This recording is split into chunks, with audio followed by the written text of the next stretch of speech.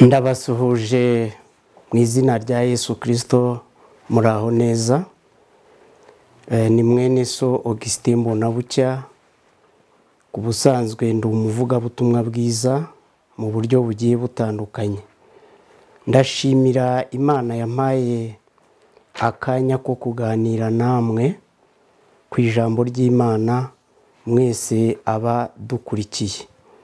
Uyu munsi turashaka kuganira ku nsanganyamatsiko itubwira kumenya Antikristo uwo ari we.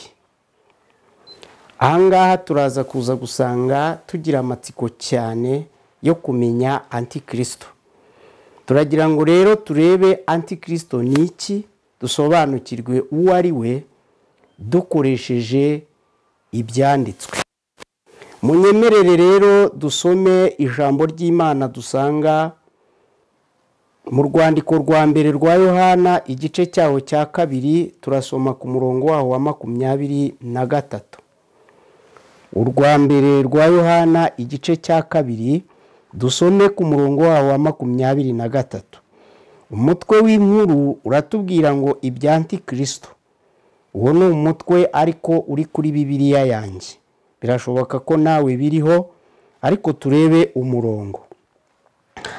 Urwa mbere rwa Yohana ibice 2 umurongo wa 22 haratubwiye ngo mbese umunyabinyoma ninde, keretse uhakana ko Yesu atari Kristo. Uhakana Data wa twese n'umwana we niwe Antikristo.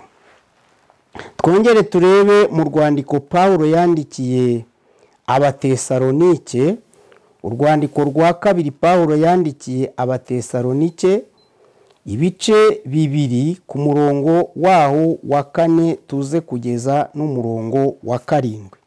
Urwandiko Pawulo yandikiye Abatesalonike ibice 2 ku murongo waho wa 4 tugeze n'uwa 7. Havuze ngo ni umubisha wishyira hejuru y'icyitwa Imana cyose cyangwa igisengwa, kugira ngo yicare mu rusengero rw'Imana yiyerekane ko ari Imana.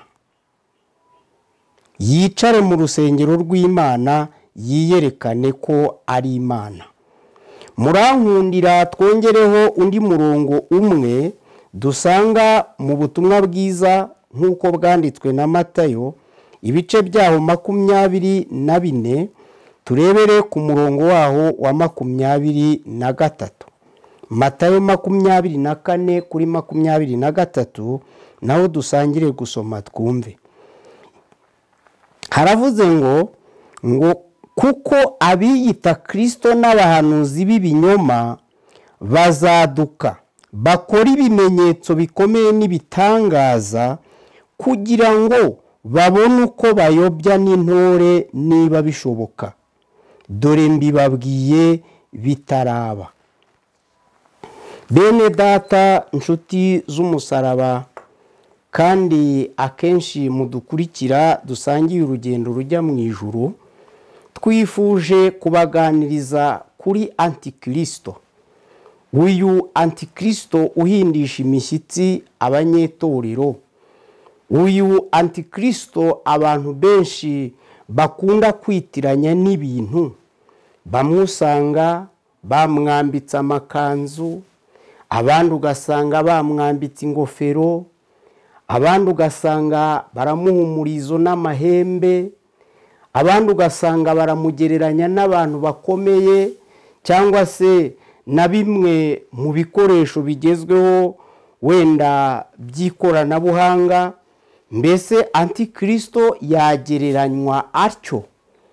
Aha rero turagira ngo tugende tubisobanuza ijambo ry'Imana. Njyewe mbaganiriza ntabwo namuhishuriweho ngo tuvuge ngo ni ibyahishuwe kuri we mbigisha. Oya, ndakoresha Bibiliya nk'ijambo ry'Imana musoma dusoma twese dutunze. Turashaka kumusesenguza no kumwerekana dukoresheje Bibiliya nk'ijambo ry'Imana. Turakibaza iki kibazo kivuga ngo antikristo ninde, icyo uragifite n'abandi benshi baragifite. Mbese koko antikristo ninde? Tumurebe rero mu byanditswe. Antikristo ntabwo ari ikintu cyangwa umuntu nubwo ashobora kwifashisha ibyo, ahubwo antikristo ni umwuka. Nimwumve igisobanuro cyiza cyimbitse cya antikristo.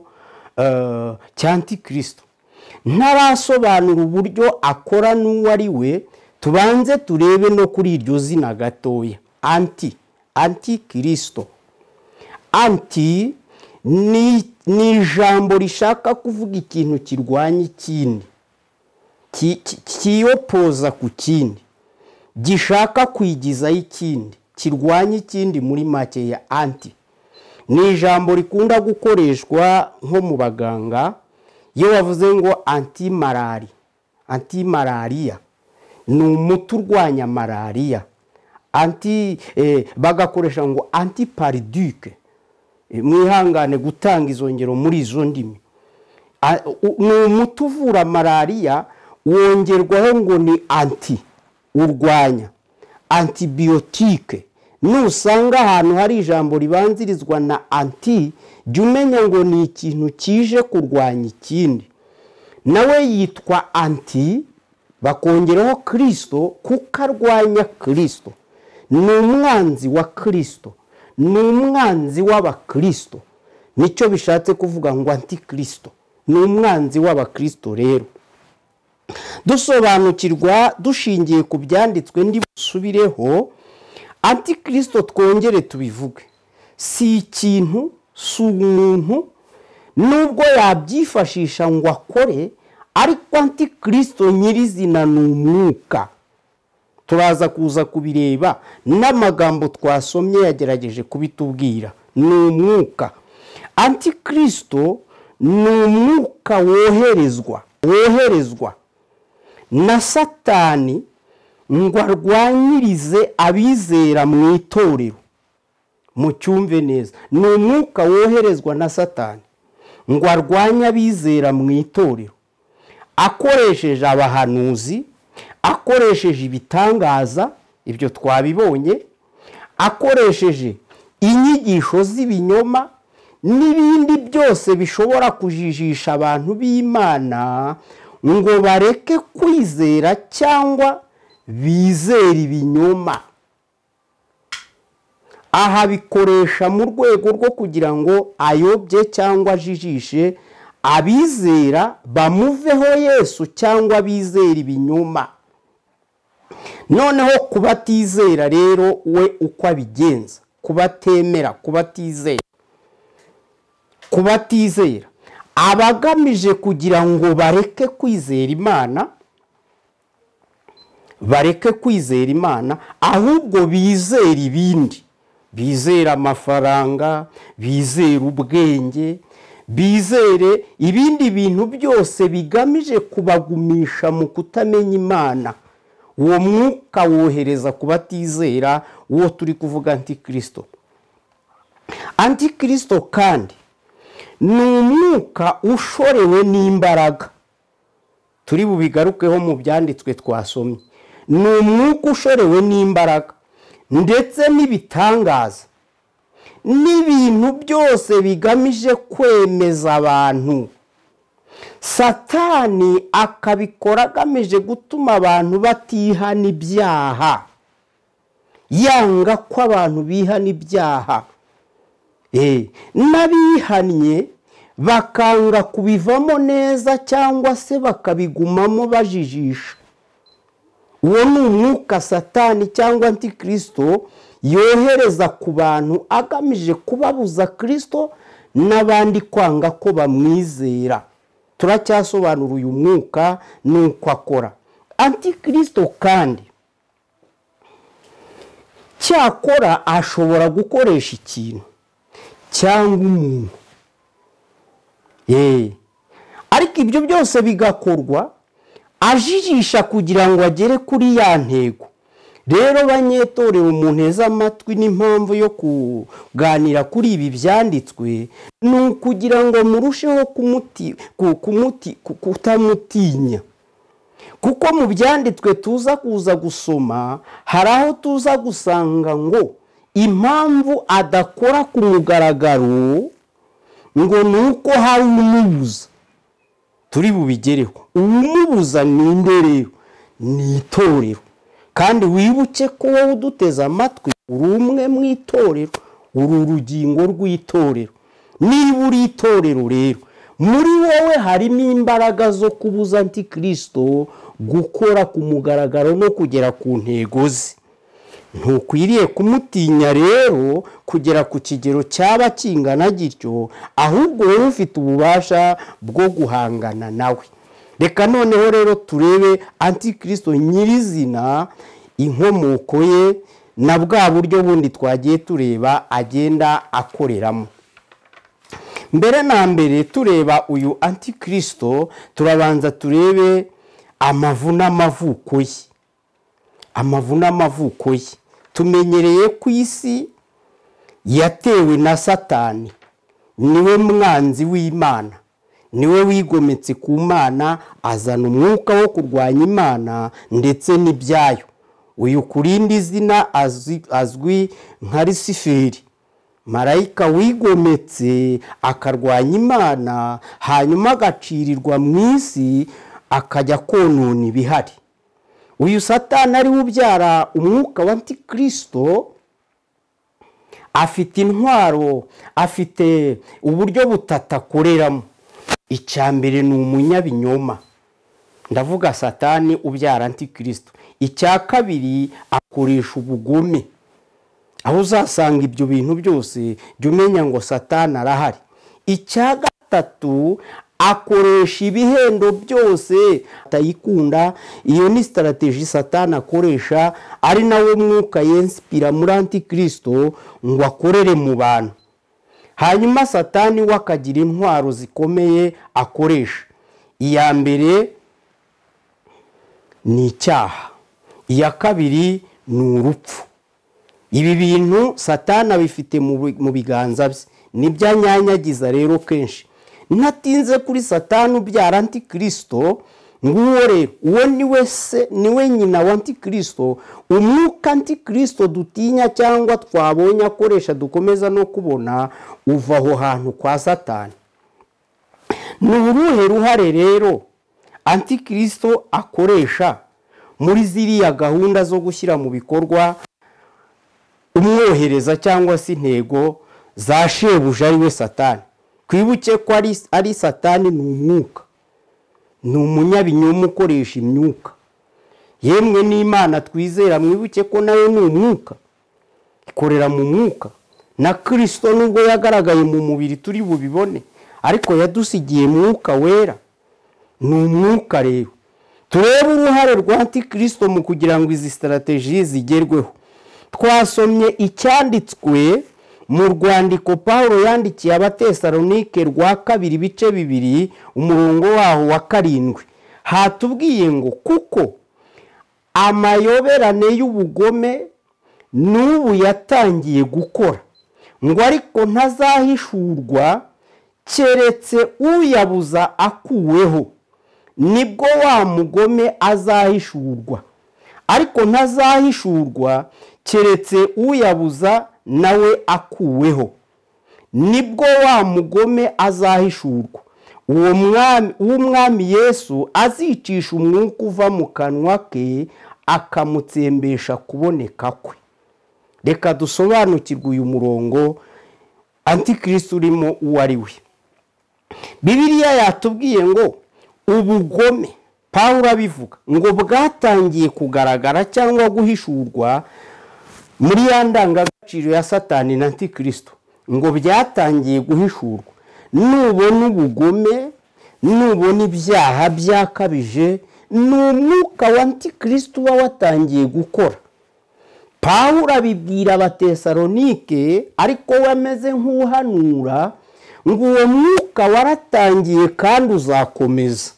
aha rero yongeramo akandi kantu ngira ngo banyetorero mukunde kandi mwiteho, ngo ariko gukora kwe ko ku mugaragaro ntabwo yabishobora ng'umubuza gihari. aho urahita wibaza ng'umubuza se ninde? ni itorero. yewe munyetorero uri kumva iyi nyigisho, ufite uruhare rwo kubuza umwuka wa Antikristo gukomeza gukora. dore imbaraga ukoresha n'uburyo uzakomeza kumubuza gukora rero ni ukurwanya icyaha, kuko icyagambiriye Antikristo ni ukwamamaza ibyaha, ni ukubyongera mu bantu, nibyo bibyara iki cyiswe ubugome. igihe uzaba urwanya icyaha uzaba urwanya uyu mwuka wa Antikristo. igisobanuro cya kabiri kiri ku murongo wa 9. watubwiye ngo kuza k'uwo mugome kuri mu buryo bwo gukora kwa Satani. ntiwumva ko ari se? kuri mu buryo bwo gukora kwa Satani, gufite imbaraga zose n'ibimenyetso n'ibitangaza by'ibinyoma.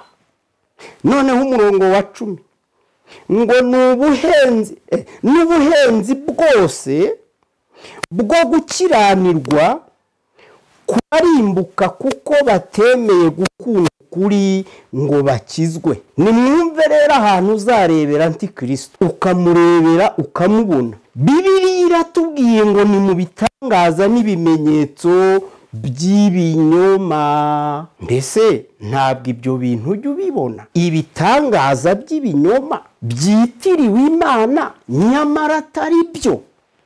ni Antikristo. wimushakira mu bintu, wimujyana mu biti, wimushakira mu myenda, wimushakira mu bindi byose abantu bamwerekezamo. Bibiliya iratubwiye ngo gukora kwe ngo niko kwa kundi kw'imbaraga za Satani zihisha mu bitangaza n'ibimenyetso by'ibinyoma. umurongo wa 10 ngo n'ubuhenzi bwose. guhenda ni ukwereka umuntu ikintu kitari cyo, ni ukumubeshya, ni ukumucacacaca ariko ushaka kumujyana mu bitari byo.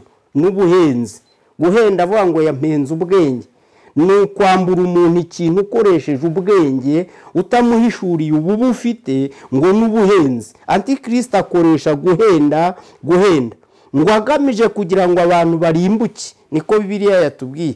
ngo ariko abazahura n'uwo mwuka, abazagongana n'uwo mwuka akabagiraho impact ku mitima yabo.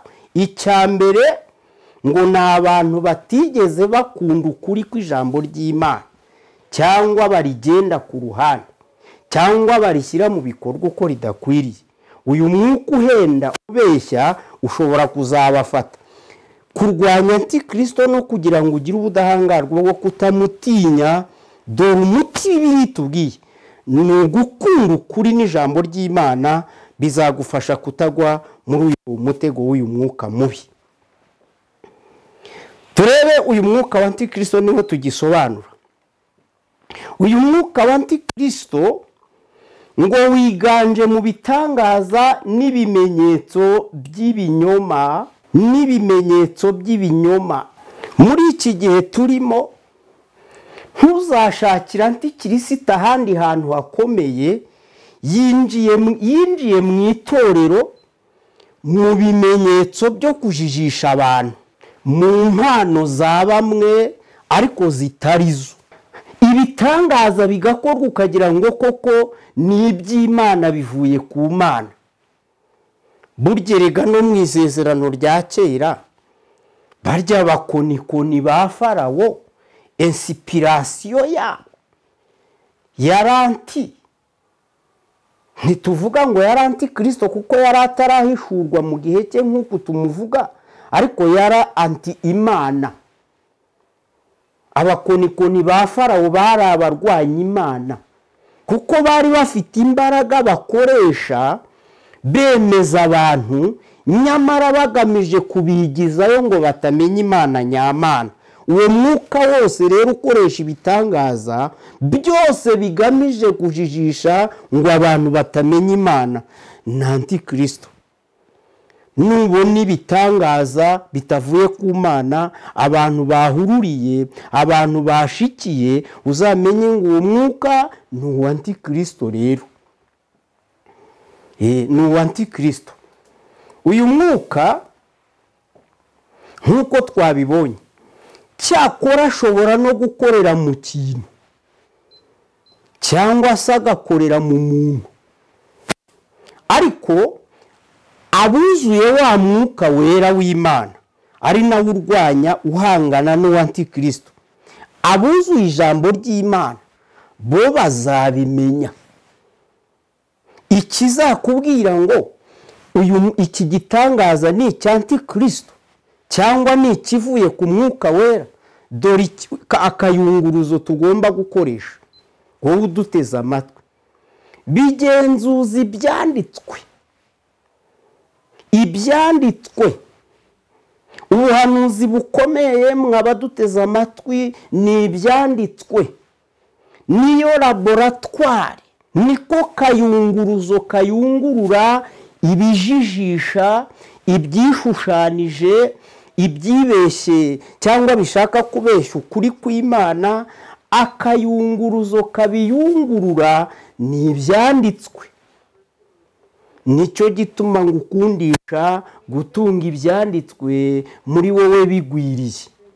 Ibyo Pawulo yabyandikiye Timoteyo cyane, aramubwira ngo jya ukunda gusoma no gutunga ibyanditswe kugira ngo ube ikigega cyo kubifashisha abandi.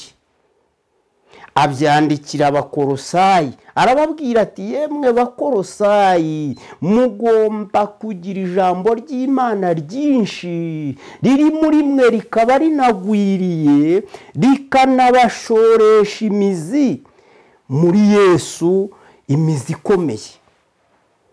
Bakirisitu n'abandi dusangiye iyi nyigisho, mwitinya cyane Antikristo, mwinjiye cyane ngo mumutinye, mugende muhinda imishyitsi, kandi imbaraga zo kumurwanya muzifite muzibitseho, ahubwo muzabibwirwa n'iki?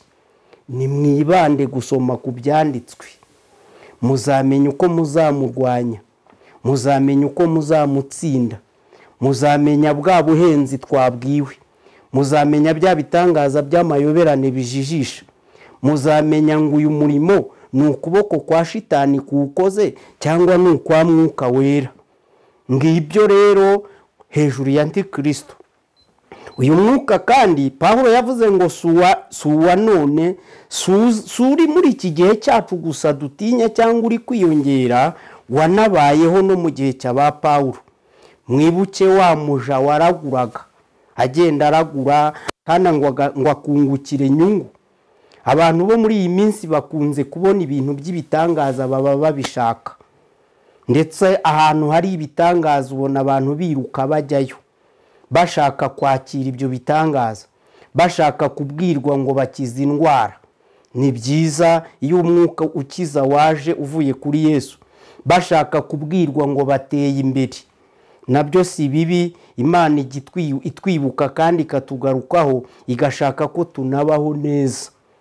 Ariko uyu mwuka ubwira abantu ibirebana n'iterambere n'umubiri, sawa, ni byiza, ariko ni wa Antikristo yinjiriramo cyane kuko azi ko abantu aho hantu bahakunze, hanyuma akinjirira muri ibi ngibi byo kureshya abantu no gushingira ku marari y'ibibarimo, akarushaho kubahendesha bwa buhenzi twabonye afite.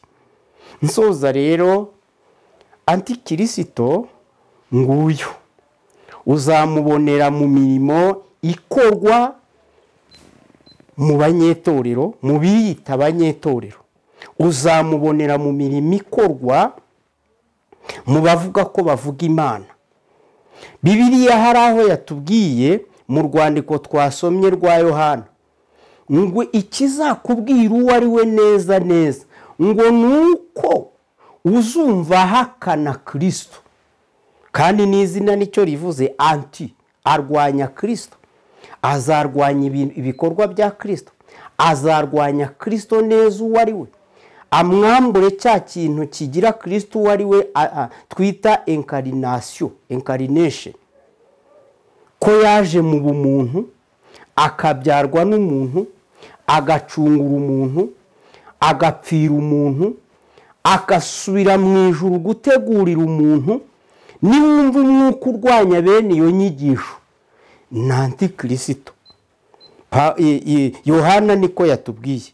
Wimushakira kure rero, mushakisha ibyanditswe dusomye n'ibindi nawe wacukumbura. Ariko nsoza, ntabwo ari uwo kwirirwa wahinduriye umushyitsi ngo antikristo, ngo ndamubonye, ngo duhuriye mu isoko, ngo namubonye agenda mu muhanda, ngo ari muri telefone, ngo ari mu kintu kanaka.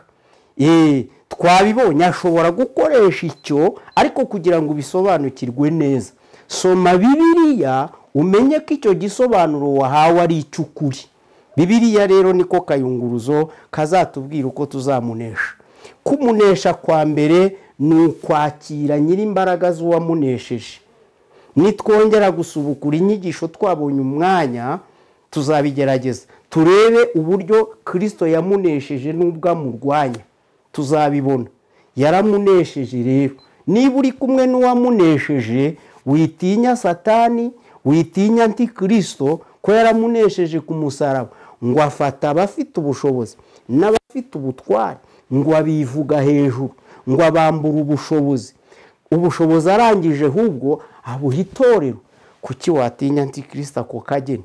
Tinya icyaha, tinya Satani, tinya ingaruka z'icyaha, uzabunesheje antikristo. Yesu aduha umugisha. Ndakurehereza kwakira Kristo nk'umunyembaraga, uduha ububasha bwose, uduha kubaho turi abakristo, uzatujyana mu ijuru, uzahindura imitekerereze n'imibereho yacu. Kristo numwakira uzahirwa mu buzima bwawe bwose. Imana iguha umugisha kandi gukomeze, ikongeremo imbaraga, iguhe ubusobanuro bwimbitse kubwo duhawe muri iri jambo ry'Imana. Yesu abaho umugisha. Reka dusengane Imana mu izina rya Yesu. Mana Data, tugushimiye urukundo rwawe rwiza twamenye turubwiwe na Kristo Yesu. Yaje mu isi kuducungura. Icyaha cyari cyarahetamishije imitima ya benshi. Guhera kwa Adamu, icyaha cyari cyaragize umwana w'umuntu imbata. Ariko Kristo ngo yamuneshereje, yatsindiye imbaraga z'icyaha ku musaraba. Cyahabwaga umuti ntikiwunywe, cyahawe umuti w'ibitambo, icyaha kikanga kikakurikirana umuntu. Gihabwa umuti w'amategeko, icyaha kigakomeza kigakurikirana umuntu. Gihabwa umuti wo kubwirwa ubuhanuzi n'ijambo ry'Imana mu isezerano rya kera, kikanga kigakurikirana umuntu. Ariko twabwiwe, dusobanukiwe ku insinzi y'icyaha, insinzi y'urupfu, insinzi y'ikibi cyose tuyivana kuri Kristo Yesu. Nsengeye umuntu wese wumvishe iri jambo ngo yakire imbaraga z'ubutumwa buri mu kunesha kwa Kristo, kugira ngo duhagarare tudafite ubwoba, tudatsinzwe n'uburiganya bw'uwo mubisha. Nsengeye umuntu wese wari ufite ubwoba cyangwa utinya cyangwa ufite ibindi bintu byose bimugoye bimuvana ku Mana, ndamusengeye mu izina rya Yesu. Udukomeze muri aya magambo, uyagure muri twe, kandi ubutumwa bwiza buganze mu muntu wese wumvise iri jambo mu izina rya Kristo Yesu. Amen. Amen.